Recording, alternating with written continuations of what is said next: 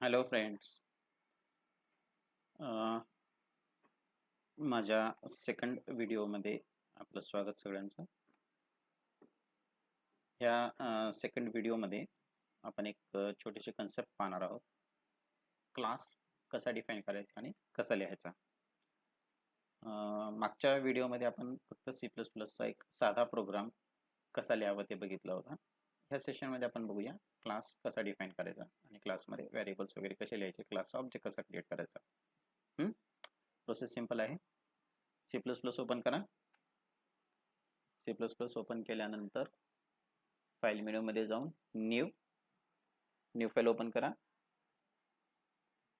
New file open केल्यानंतर मग इथं स्टेटमेंट्स आपल्याला लिहायचे आहेत.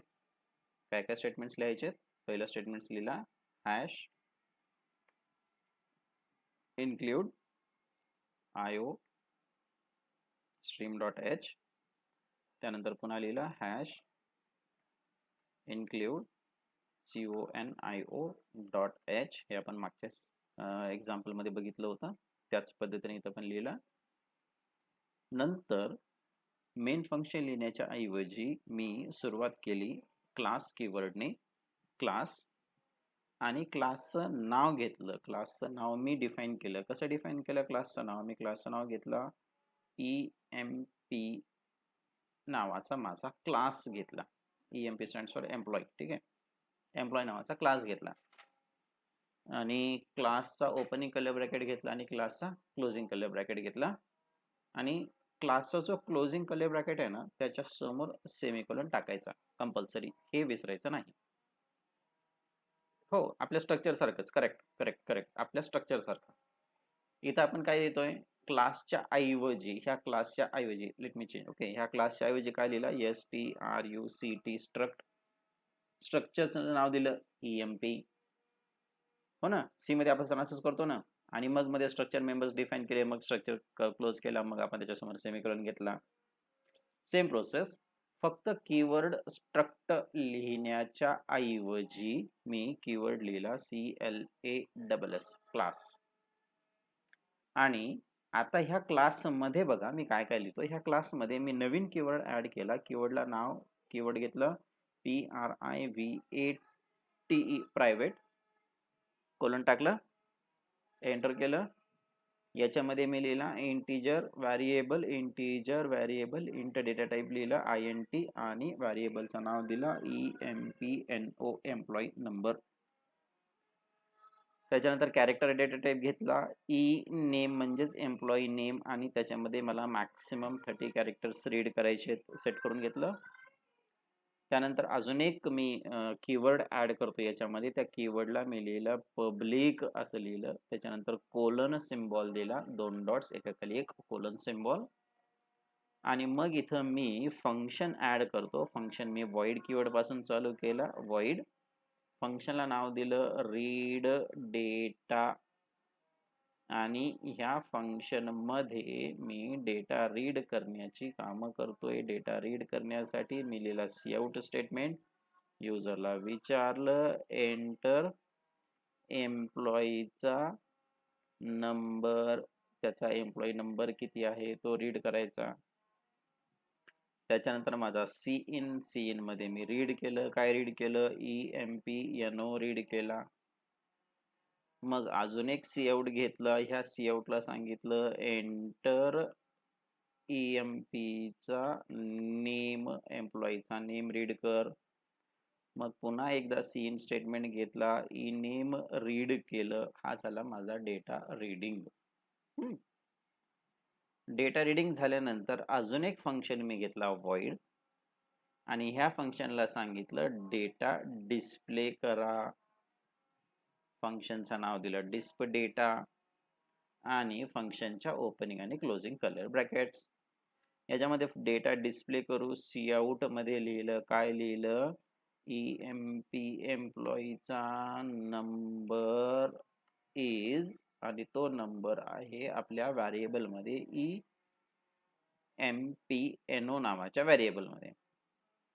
आणि मी ENDL असं लिहिलं, endl stands for end of the statement, आणि कर्सर न्यू लाईनला मूव्ह कर. हे सांगायचं काम हँडल करत आहे. त्यानंतर अजून एकदा सी आउट घेतला. ह्या सी आउट मध्ये लिहिलं काय लिहिलं, EMP चं नेम इज, आणि हे नेम कोणत्या व्हेरिएबल मध्ये आहे, इनेम नावाच्या व्हेरिएबल मध्ये आहे. ह्या पद्धतीने काय केलं, मी क्लास डिफाइन करून घेतला आहे. ठीक आहे. आता हा जो क्लास झाला, ह्या क्लास नंतर आता आपला void आणि मेन फंक्शन येणार. ह्या मेन फंक्शन मध्ये आता तुम्हाला काम करायचं आहे. कळलं? मेन फंक्शन मध्ये आलो. ह्या मेन फंक्शन मध्ये मी लिहायला सुरुवात केली आणि मग मी काय केलं बघा, ह्या मेन फंक्शन मध्ये माझ्या क्लासचं नाव काय ठेवलं होतं, मी EMP नाव ठेवलं होतं. तर आपल्या मेन फंक्शन मध्ये आल्यानंतर मी तुमच्या EMP ह्या नावाचा एक व्हेरिएबल बनवला E1. लक्षात आलं? EMP पासून नवीन व्हेरिएबल E1. मग तुमचा CLR SCR clear the screen. कळलं?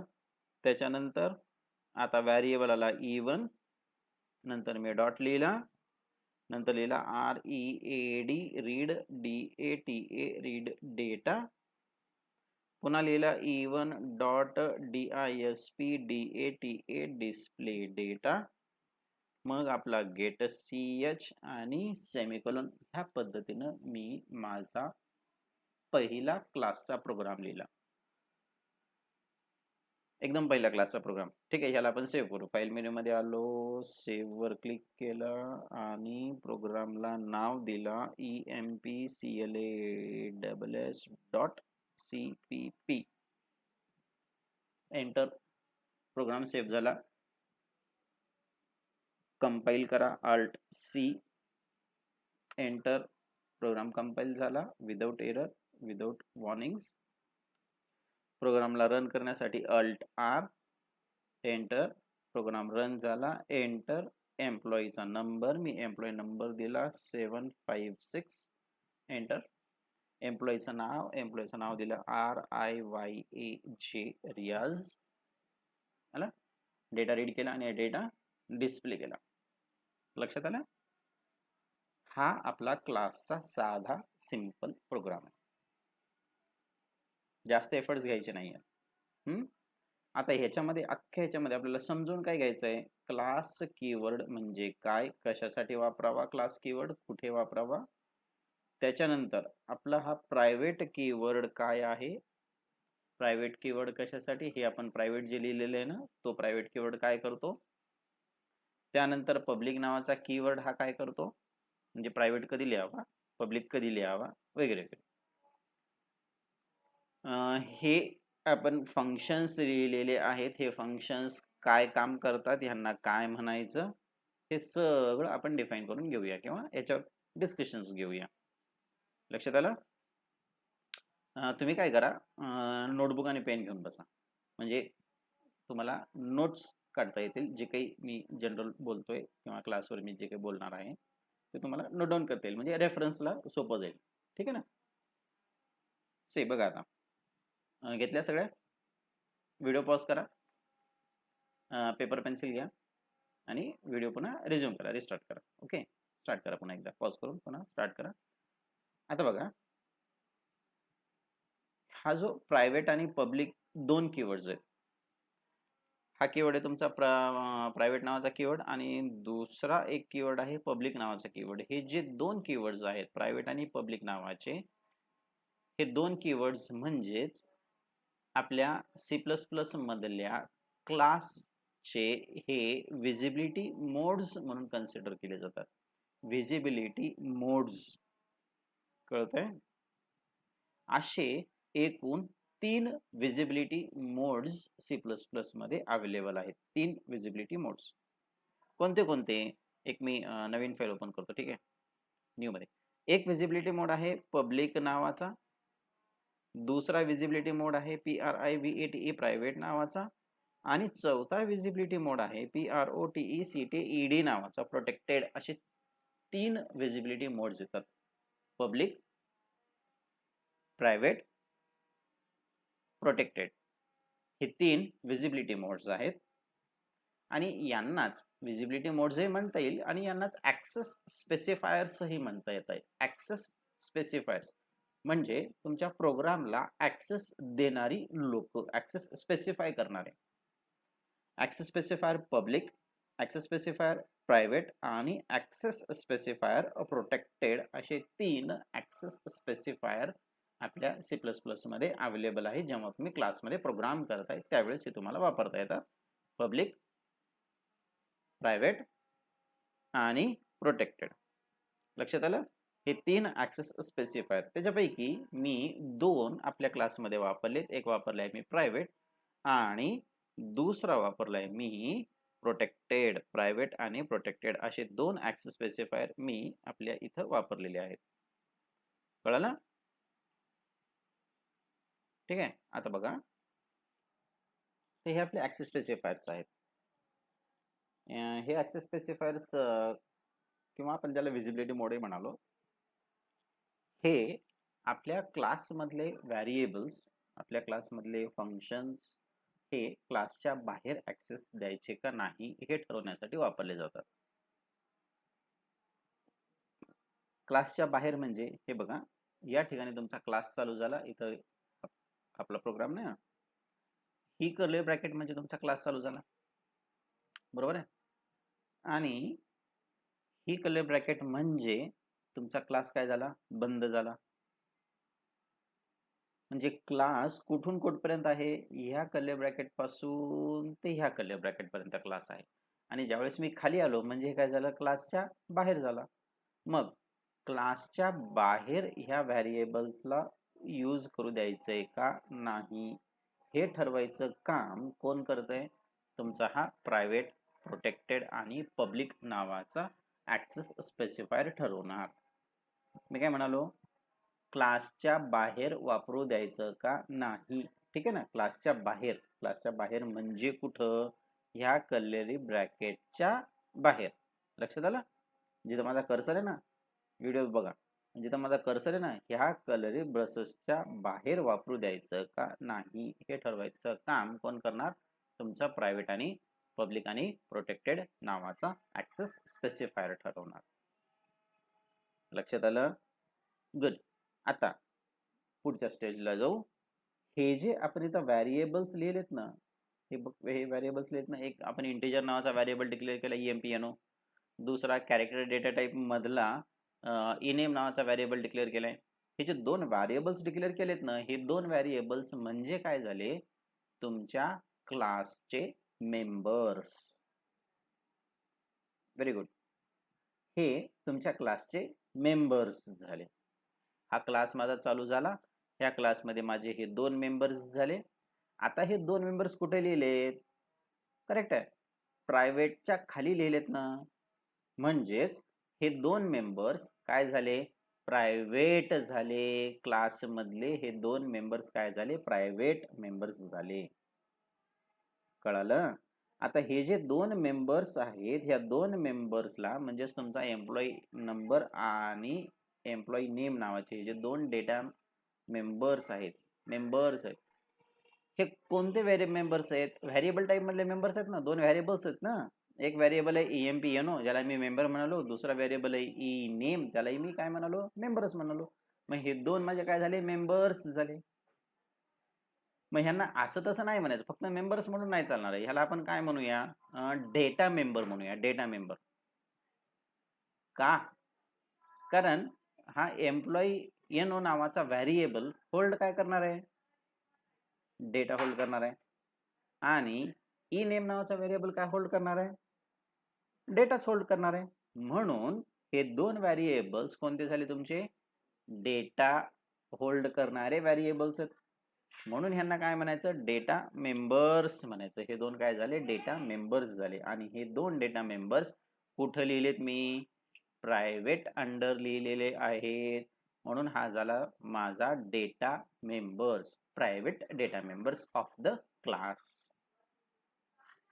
आणि इथं मी लिहिलंय, काय लिहिलंय, void read data हे फंक्शन लिहिलंय.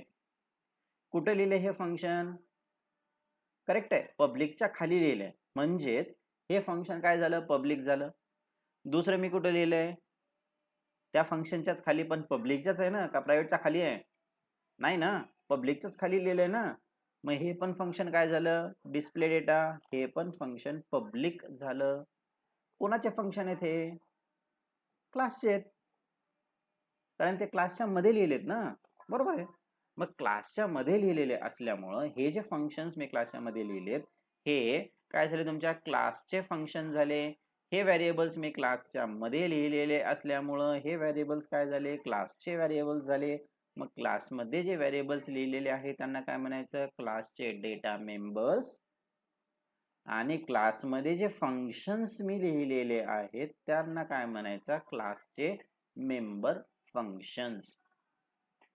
मेंबर फंक्शन्स नाव चांगलं नाही वाटत ना, मेंबर्स हो मेंबर्स आहेत, फंक्शन्स हो फंक्शनच आहेत, पण थोडंसं आपण सॉफिस्टिकेटेड नाव वापरू ना. फंक्शन म्हणण्याच्या ऐवजी आपण त्याला काय म्हणूया, मेथड म्हणूया. आपण त्यांना काय म्हणायचा, मेथड म्हणूया. मेथड म्हणजे हे काय झालं, मेथड झालं.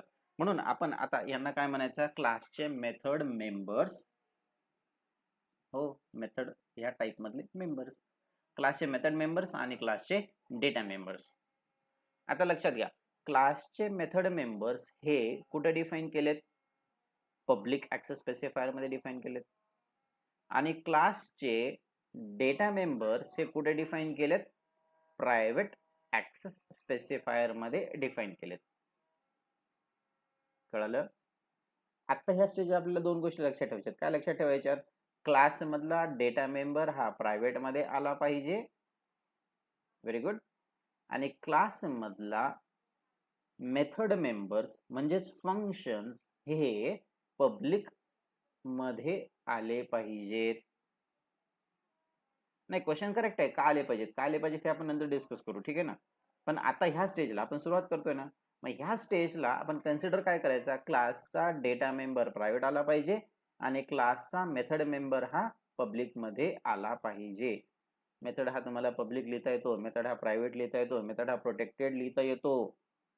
व्हेरिएबल्स हे प्रायव्हेट लिहिता येतात, व्हेरिएबल्स हे पब्लिक मध्ये लिहिता येतात, व्हेरिएबल्स हे प्रोटेक्टेड मध्ये सुद्धा लिहिता येतात, सगळीकडे लिहिता येतात, अडचण येत नाही. पण व्हेरिएबल्स म्हटलं की प्रायव्हेट आणि मेथड्स म्हटलं की पब्लिक. आता सध्या हे आपल्या डोक्यामध्ये फिक्स करून टाका, मेथड्स पब्लिक ऍक्सेस स्पेसिफायर मध्ये आणि व्हेरिएबल्स प्रायव्हेट ऍक्सेस स्पेसिफायर्स मध्ये. कळलं. आता हे जे व्हेरिएबल क्लासमध्ये डिफाइन करून दिलेले आहेत, प्रायव्हेट प्रायव्हेट का लिहिले, प्रायव्हेट का लिहिले, गंमत आहे, प्रायव्हेट का लिहिले. सी, इथे जे प्रायव्हेट लिहिलेले आहेत ना, हे प्रायव्हेट लिहिलेले का लिहिले ते तुम्हाला दाखवतो, एक छोटस एक्झाम्पल दाखवतो. हे बघा, मी काय केलंय, EMP चा E1 हा मी एक काय केला, व्हेरिएबल बनवला, हो ना. स्ट्रक्चर आठवतं का रे, करेक्ट आहे ना. स्ट्रक्चरचा काय बनवला, व्हेरिएबल बनवला S1. हो, आणि मग काय करतो, S1 dot variable name is equal to, right right right correct. आणि मग त्या व्हेरिएबलला तुम्ही व्हॅल्यू असाइन करत होतात, म्हणजे हा तुमचा स्ट्रक्चर आहे असं कन्सिडर करा ना. मग तुम्ही काय करत होतात, E1 डॉट, मग ह्या तुमचा स्ट्रक्चर मेंबर, त्यानंतर EMPNO इज इक्वल टू, तुम्ही असं व्हॅल्यू देत होतात ना स्ट्रक्चरला, ह्या पद्धतीने तुम्ही व्हॅल्यू असाइन करत होतात स्ट्रक्चरच्या मेंबर्सला. म्हणजेच तुम्ही स्ट्रक्चरचे मेंबर्स हे कुठून ऍक्सेस करत होतात, स्ट्रक्चरच्या बाहेर थांबून. कळतंय. स्ट्रक्चरच्या मधून ऍक्सेस करत होतात का, नाही, स्ट्रक्चरच्या बाहेर थांबून तुम्ही स्ट्रक्चरचे डेटा मेंबर्स ऍक्सेस करत होतात. तसं मी क्लासच्या बाहेर थांबून जर क्लासचे डेटा मेंबर्स ऍक्सेस करायचा प्रयत्न केला तर काय होईल ते दाखवतो. हे बघा, मी काय लिहिलं, एक स्टेटमेंट लिहिला. कसा लिहिला, E1 म्हणजे हा माझ्या क्लासचा ऑब्जेक्ट, E1 क्लासचा व्हेरिएबल बनवलेला, क्लास या डेटा टाइपचा व्हेरिएबल बनवलेला E1 डॉट कॉल केला, आणि क्लास मधला एक व्हेरिएबल आपण वापरला EMPNO, आणि ह्याला मी डेटा दिला, काय दिला, 90 सेमिकोलन.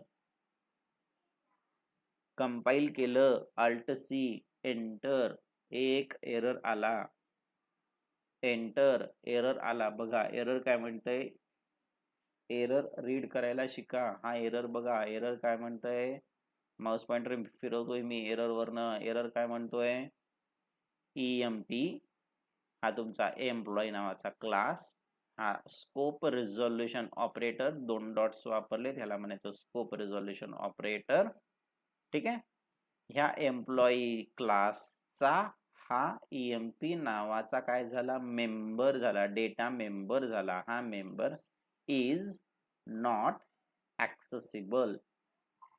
म्हणजे तुमच्या EMP ह्या क्लास मधला EMP NO हा व्हेरिएबल इज नॉट ऍक्सेसिबल, म्हणजेच तो ऍक्सेस होऊ शकत नाही. कुठे ऍक्सेस होऊ शकत नाही, ह्या स्टेजला ऍक्सेस होऊ शकत नाही. इथं त्यांना ऍक्सेस करू शकत नाहीये तुमच्या व्हेरिएबलला. रिमार्क दिला, कंपाईल केलं, गेला एरर, पुन्हा एकदा काढला, कंपाईल केलं, आला same error, is not accessible. म्हणजे तुमच्या क्लास मधले मेंबर्स जर मला इथं कॉल करायचे असतील, वापरायचे असतील, तर ते मेंबर्स कुठं असायला पाहिजेत, पब्लिक मध्ये असायला पाहिजेत ऑब्विसली. रीड डेटा नावाचं जे फंक्शन आहे ना, हे रीड डेटा नावाचं फंक्शन कुठे आहे, पब्लिक मध्ये आहे, पब्लिक मध्ये. म्हणून रीड डेटा नावाचं फंक्शन इथं वापरता येतंय, कॉल करता येतंय, एरर येत नाहीये.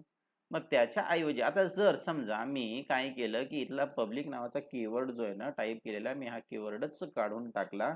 आणि आता बघा मी कीवर्ड काढल्यानंतर काय झालं, तुमचा EMP NO व्हेरिएबल, ENAME नावाचा variable, read data function, display data function सगळं कुठं आलंय, तुमच्या प्रायव्हेट मध्ये आलंय. बरोबर आहे ना, पब्लिकच नाहीये ना कुठेही. मग आता जर मी ह्याला कंपाईल केलं तर बघा 2 एरर लाईन्स आल्या. पहिली एरर काय आली, EMP read data, EMP class मधला रीड डेटा हा ऍक्सेसिबल नाही. आणि EMP क्लास मधला DISP डेटा हा ऍक्सेसिबल नाही, इज नॉट ऍक्सेसिबल म्हणतंय ते. म्हणजे तुमच्या क्लास मधले हे दोन्हीही मेथड्स काय झाले, बाहेर क्लासच्या येऊ शकत नाहीत, ऍक्सेस होऊ शकत नाहीत. म्हणून मी यांना म्हणालो ना, ऍक्सेस स्पेसिफायर आहेत, हे ऍक्सेस स्पेसिफाय करणार आहेत. प्रायव्हेट आहे, प्रोटेक्टेड आहे, पब्लिक आहे, ऍक्सेस स्पेसिफाय करणार आहेत. व्हिजिबिलिटीमुळे ते विजिबल आहे का नाही, म्हणजे बाहेरच्या लोकांना दिसत नाही ना. आता हा रीड डेटा बाहेरच्याला दिसत नाही म्हणून तो म्हणतोय ना की मी ऍक्सेस करू शकत नाही. दिसला असतं त्याने घेतला असताना. तुम्हाला दिसतोय, मला दिसतोय, बाहेरच्या लोकांना दिसत नाही. बाहेरचा लोक म्हणजे कोण, तुमचा मेन. ह्याला दिसत नाहीये, हा तुमचा मेन काय करायला लागलाय, व्हेरिएबल बनवलाय, त्या व्हेरिएबल वापरून तो काय करतोय, क्लासच्या रीड डेटा नावाच्या मेथडला किंवा डिस्प्ले डेटा नावाच्या मेथडला कॉल करायला लागलाय, जे त्याला दिसत नाहीये. म्हणून ते काय झाले, विजिबिलिटीचे मोड्स झाले, विजिबिलिटीचे प्रकार झाले, ऍक्सेस मिळत नाहीये म्हणून ऍक्सेस स्पेसिफायर्स झाले. क्लिअर. आता हे बघ, मी ह्याला काय केलं, वापस पब्लिक केला, PUBLIC पब्लिक आणि कोलन सिम्बॉल कंपल्सरी. पुन्हा मी तुमच्या प्रोग्रामला कंपाईल केलं, गेला एरर्स, कळालं. म्हणून पब्लिक, प्रायव्हेट, प्रोटेक्टेड हे जे 3 गोष्टी आहेत, ह्या 3 काय आहेत, तुमच्या ऍक्सेस स्पेसिफायर्स आहेत किंवा विजिबिलिटी मोड्स आहेत. आणि व्हेरिएबल्स हे आपल्याला प्रायव्हेट मध्ये किंवा प्रोटेक्टेड मध्ये ठेवायचे. आणि मेथड्स ज्या आहेत क्लास मधल्या, त्या मेथड्स आपल्याला कुठे ठेवायच्यात, पब्लिक एरिया मध्ये ठेवायच्या आहेत. कळलं.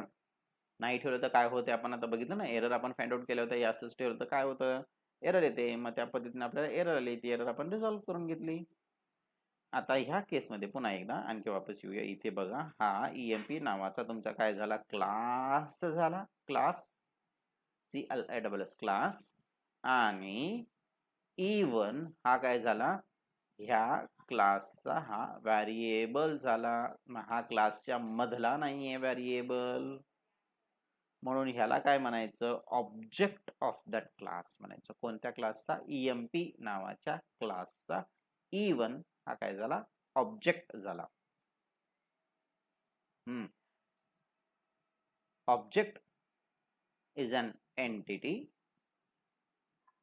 हो, ही एंटिटी आहे आणि ही एंटिटी काय करते, तुमच्या पूर्ण क्लासला रिप्रेझेंट करायचं काम करते. ह्या तुमच्या ऑब्जेक्ट जवळ E1 जवळ काय आहे, अख्खं सगळं सगळं सगळं सगळं कुठून, या प्रायव्हेटच्या वरी हा जो ओपनिंग कर्ली ब्रेसेस आहे ना क्लासचा, इथून ते क्लासच्या क्लोजिंग कर्ली ब्रेसेस पर्यंत पूर्ण कुणासोबत आहे, तुमच्या E1 सोबत आहे.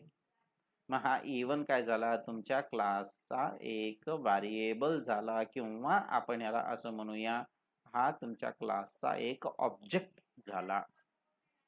कळालं, लक्षात आलं? गुड.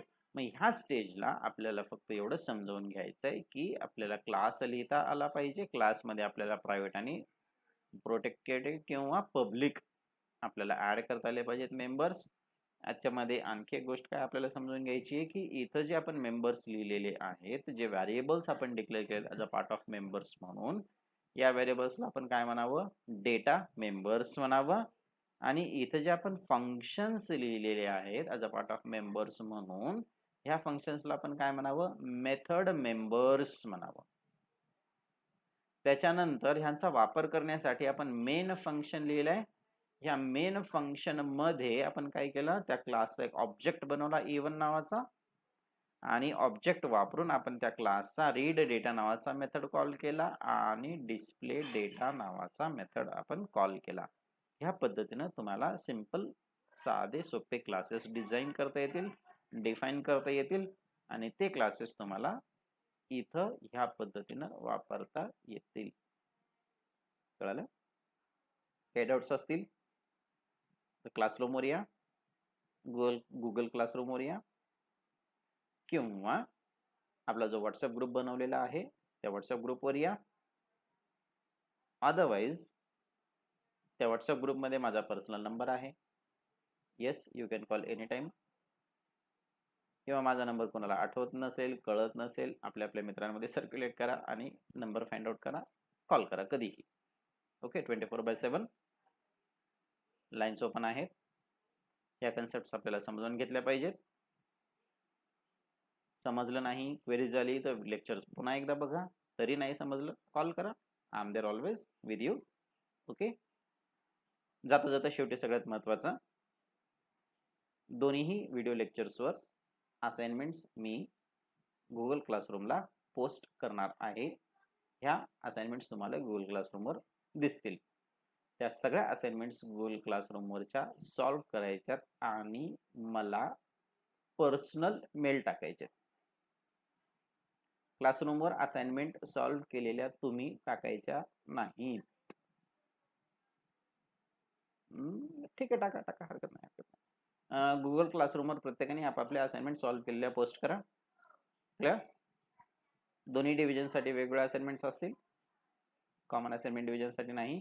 या असाइनमेंटचा उपयोग थोडासा वेगळा आहे.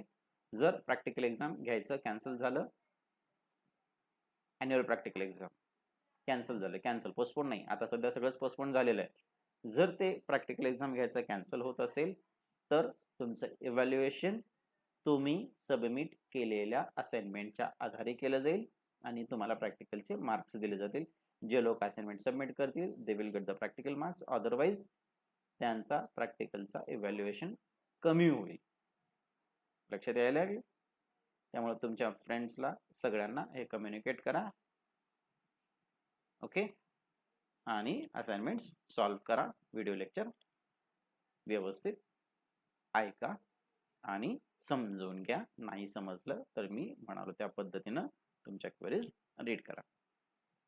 ओके, चलो बाय, सी यू.